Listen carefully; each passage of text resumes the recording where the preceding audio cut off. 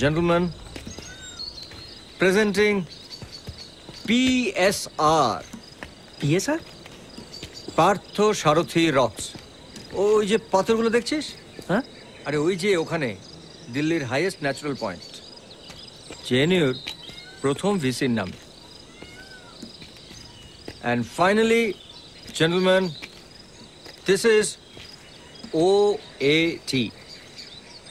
And as the bard wrote, all the world's a stage, and all the men and women merely players. আচ্ছা, আমরা একটু কথা বলি। হ্যাঁ হ্যাঁ হ্যাঁ, শিওর শিওর, টেল মি। রাজা, আমার এমবাসির সঙ্গে কথা হয়েছে, ইন্টারপোলের সঙ্গেও হয়েছে। শুধু বন্ধু হিসেবে নয়, সিবিআই এর একজন সিনিয়র অফিসার হিসেবে বলছি, তোমাদের ইজিপ্ট যাওয়াটা is a very bad idea. For a start, ইজিপ্টের এখন রাজনৈতিক অবস্থাটা খুব একটা সুবিধার নয়। তারপর তোমার আর আল মামুনের ওপর অলরেডি দুবার হামলা হয়ে গেছে তোমার নিজের দেশে। এখন বিদেশে কিছু হয়ে গেলে কে রিস্ক নেবে? হ্যাঁ, শোনো, এই মুফতি মোহাম্মদের মৃত্যুর পর ব্যাপারটা আরো ডেলিকেট হয়ে গেছে। ওর শিষ্যদের মধ্যে দুটো দল ছিল, একটা দলের নেতা হলো আল মামুন, আর একটা দলের নেতা হলো হানি আল কাদি। হানি আল কাদি শোনা গেছে তোমাদের ওপর হামলাগুলো চালিয়েছিল। বাহ, খুব মিষ্টি নাম তো, হানি আল কাদি। তাই হানি আল কাদি হানিকারক বলছো, মধুময় নয়? ইয়ার কি মেরো না রাজা, প্রচন্ড ক্রুয়েল অ্যান্ড কানিং লোক এই হানি আল কাদি। ইউরোপে পড়াশোনা করেছে, প্রচন্ড জ্ঞানী, 17টা ভাষা জানে, train in hand to hand combat and long distance shooting, master of disguise.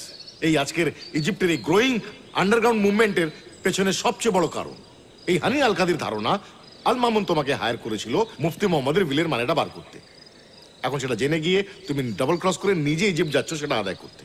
কাজে কিছু হবার আগে ও তোমার কাছে ওই ছবিগুলোর মানে জেনে ছাড়বে।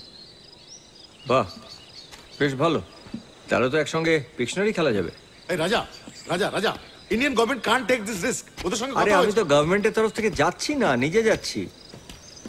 क्या यार, থ্যাঙ্কস ফর দ্য ভিসা দো। अरे इसको समझाओ यार। আরে দাঁড়াও, সন্তু কি বোঝাবে? তার আগে হানি আল কাদির মেসেজটা পড়ুক, দেখি আমার মিষ্টি ভিলেন কি বলেছে। মেসেজ? কোন মেসেজ? মানে কোথায়? আমি তো কোনো মেসেজ। উফ, আগে মাথাটা চেক কর, তারপর পকেটটা পেলি? হ্যাঁ, একটা কাগজ, কিন্তু এটা তো এখানে কেসিতে ধাক্কা খেলি মনে নেই? ওই যে বিল্ডিংটা দেখছো? হ্যাঁ, কি হলো? সরি। দেখ কি লিখেছে, পড়।